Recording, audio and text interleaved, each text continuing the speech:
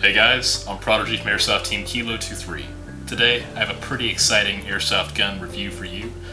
This is the review of the G&G combat machine RK47. Now this specific version is the black version, comes with all black furniture, stocks black, pistol grips black, handguards black. It's all black, but whichever you guys prefer. I got this at Airsoft GI for $156, but it was their July 4th coupon code thing, so I got like 18% off, I believe, my whole order. So I ended up getting this and a couple other things, a couple spare mags, ASTKilo23 mags, for like $190 or something, so that's a really good deal for me. I'm really pleased with this gun. Now, there's a lot to talk about with this thing, comes with a lot.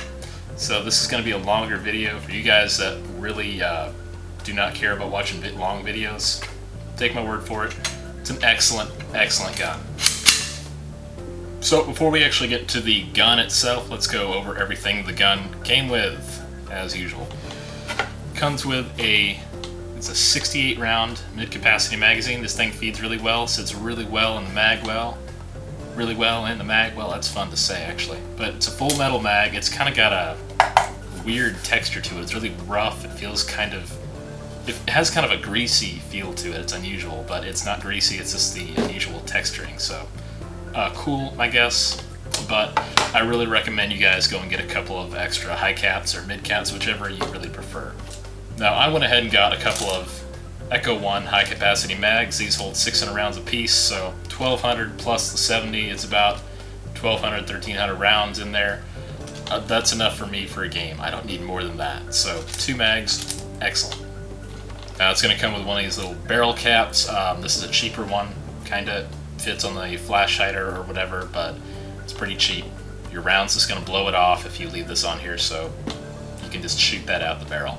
It's going to come with a cleaning rod, so that's good. I mean, I've got like a dozen cleaning rods. It's not like I really need another one. I've also got an old school speed loader. I love these things. I really hate the new ones. These ramrod speed loaders, they're great. This one will load about 40 or 50 rounds, so you might have to do it like 1.5 times to get your mag full, but hey, it's worth it. I really love these things. Now, since I got this at Airsoft GI, comes a little pamphlet, says what the thing chronoed at. This thing says 352 feet per second. I chronoed this myself when I got it with the G&G 0.2 gram BBs it comes with. It comes with 1,000 .2s that are really good quality, so use them, don't throw them out. They're not like A&K or Snow Wolf or anything else that you don't want to use. Whoever tested it, I don't know, the signature is unreadable. Finally, you got the amazing, awesome, show you how to do everything, including take apart the gun somewhat, G&G instruction manual. So this is a big plus right here. It's a big fold-out sheet. It's awesome. You don't get a lot of manuals like this. Now this would not be a proper airsoft review unless I talked about the box a little bit. Now notice combat machine guns come in excellent boxes. They do have a plastic kind of shell inside. It's clear, it's pretty nice. You got pictures everywhere.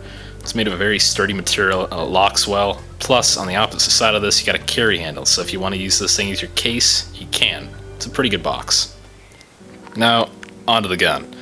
This thing, honestly, even though it has a plastic body, is built more sturdy than most metal body AKs I've come across. Now, if you guys keep up with my reviews, you know I've got more than one combat machine. I've also got the CM M4A1, the tan version. Both of these are really similarly built. The internals, from what I've seen, are about the same, but the AK's accuracy is much better than the stock CM M4 by 1,000 miles. The FPS is quite a bit better, the rate of fire is also a little bit better.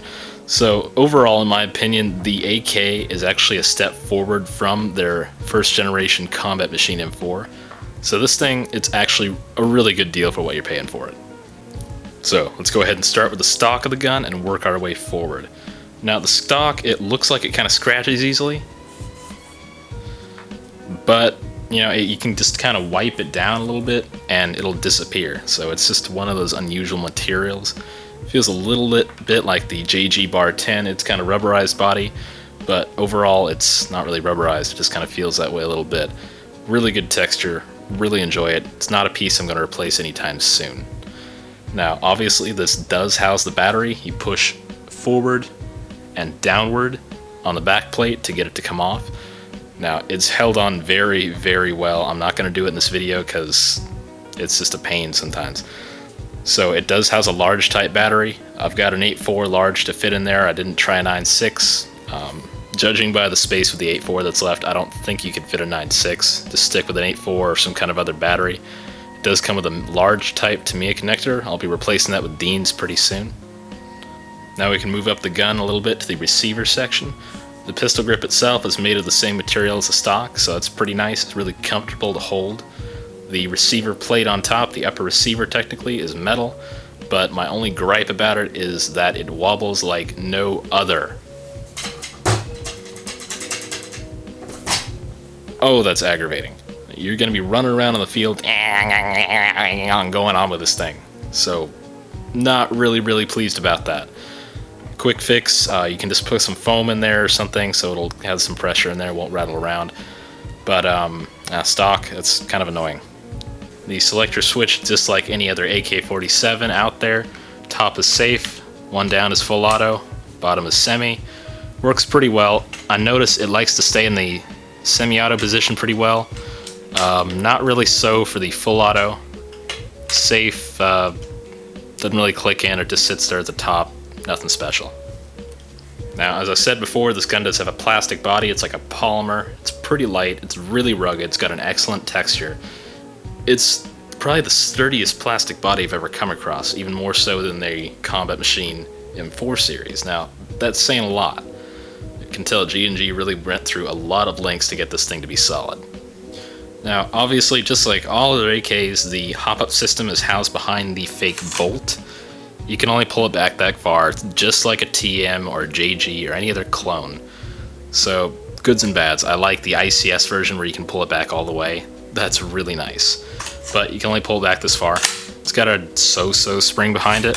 Nothing special. Hop-up is in here. You can take this little brown knob. Brown is kind of weird, but hey, whatever works. You can adjust the hop-up by pulling the brown knob left to right. On the opposite side of the receiver, you've got your little sling loop here. Does not jiggle around like the cowbell kind of idea, so that's pretty nice. It is hooked onto the little metal piece there. It's not an actual part of the plastic body, so go ahead and mount your sling there. I'm sure it's fine. Made in Taiwan. It's highlighted in white.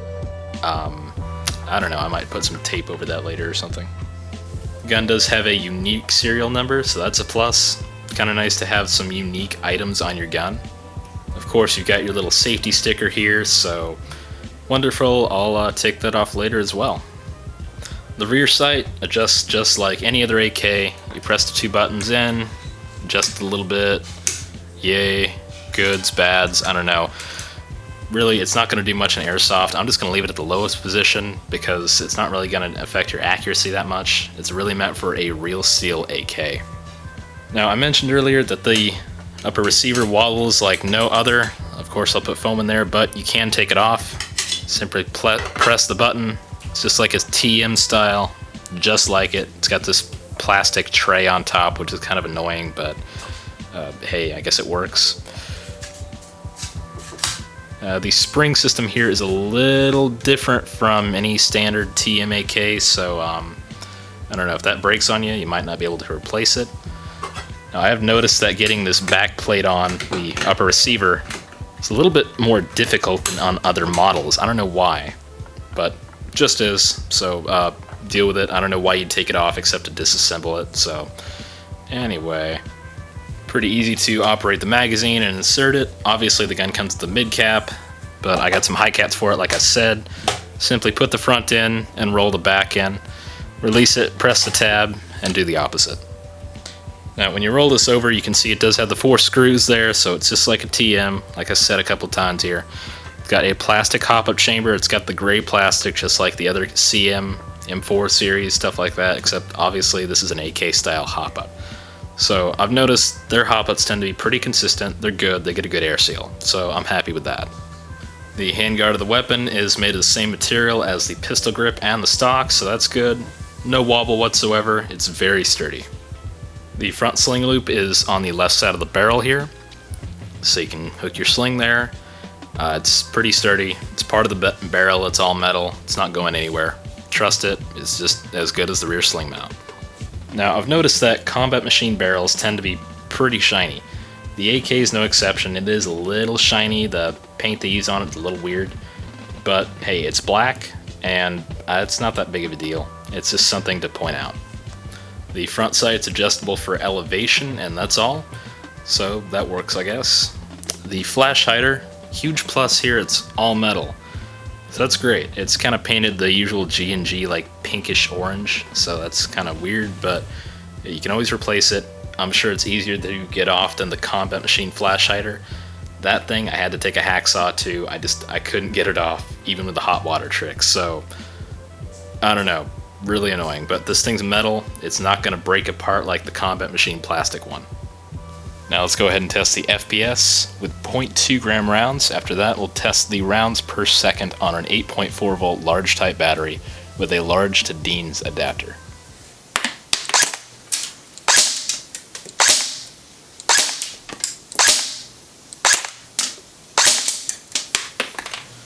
As you can see, it's shooting pretty consistently around 340, 350 in there. So Airsoft GI's 352 estimate was around the mark. That was probably the highest they got it to shoot. Now let's go ahead and test the rounds per second with the 8.4 large battery.